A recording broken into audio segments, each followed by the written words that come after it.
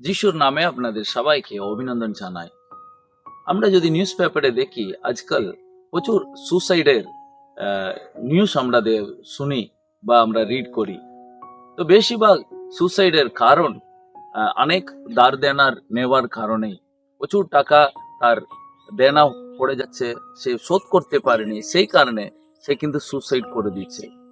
তো বেশিরভাগ লোক এই ধরনের পরিস্থিতির মধ্যে দিয়ে যাবার কারণ আছে, তাদের পরিবারের জন্য, তাদের বিজনেসের জন্য, বা তাদের কোনো প্রয়োজন মেডিকেল হেলথের জন্য তারা এইভাবে টাকাটা লোন তুলে বা শোধ করতে না পাওয়ার কারণে কিছু লোক আছে তারা শোধ করতে পারে, তো কিছু লোক পারে না। সেই কারণে তারা একটা প্রচুর দেনায় পড়ে যায় এবং একটা ভুল ডিসিশন নিয়ে তারা মরে যায় বা সুসাইড করে নেয়। তো এই যে এমন একটা দেনা তারা দিতে না পাওয়ার কারণে তারা কিন্তু একটা ভুল ডিসিশন নিয়ে নেয়, কারণ ওরা বুঝে নিয়েছে এরপরে আমরা দিতে পারবো না, এটা একটা মানসিক চাপ এবং এটা আমার ক্ষমতার বাইরে হয়ে যাচ্ছে।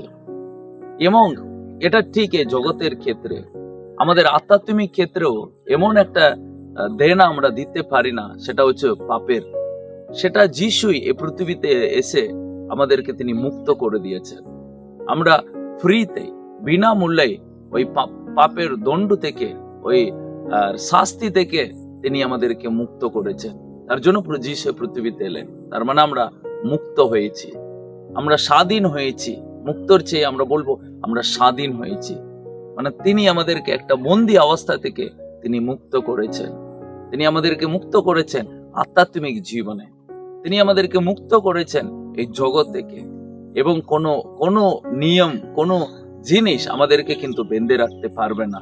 তার কারণ রোমীয় পুস্তক অধ্যায় 8-1-2 সাধু ঈশ্বরের দাস তিনি বলছেন, অতএব এখন যাহারা খ্রিস্ট যিশুতে আছে তাহাদের প্রতি কোনো দণ্ডাজ্ঞা নাই, কেননা খ্রিস্ট যিশুতে জীবনের আত্মার যে ব্যবস্থা তাহা আমাকে পাপের ও মৃত্যুর ব্যবস্থা হইতে মুক্ত করিয়াছে।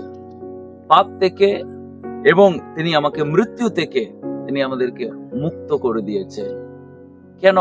কারণ আমরা সেই জগতের জীবন থেকে তিনি মুক্ত করে, ওই আধ্যাত্মিক মৃত্যু থেকে তিনি আমাদেরকে মুক্ত করে একটা আত্মার জীবনের সঙ্গে আমাদেরকে তিনি মিলিত করে দিয়েছেন। তার জন্য রোমীয় পুস্তক 8 আমাদেরকে একটাই লাইফের কথা বলে, আত্মা দিয়ে জীবন যাপন করার। কারণ আমরা আর বিচার করি না যে আমি একজন পাপী, আমি একজন দণ্ডাজ্ঞা ব্যক্তি, আমি অনেক দেনাই পাপের। কারণ আমরা যে দেনা, যে ধার দেনায় ডুবেছি, পাপের দেনা, সেটা আমরা জীবনে যতবার জন্ম হলেও আমরা কিন্তু শোধ করতে পারি না। ওটার আমাদের পাপের বিনিময়ে আমরা কিছু দিতে পারি না, ওটা রক্তই দিতে হবে। আমার রক্ত, আপনার রক্ত নিষ্কলঙ্ক রক্ত নয়, কিন্তু যীশু খ্রিস্টের রক্ত ওটা একটা নিষ্পাপের রক্ত। আমাদের জন্যই পিতা এই পৃথিবীতে তাকে পাঠিয়েছেন।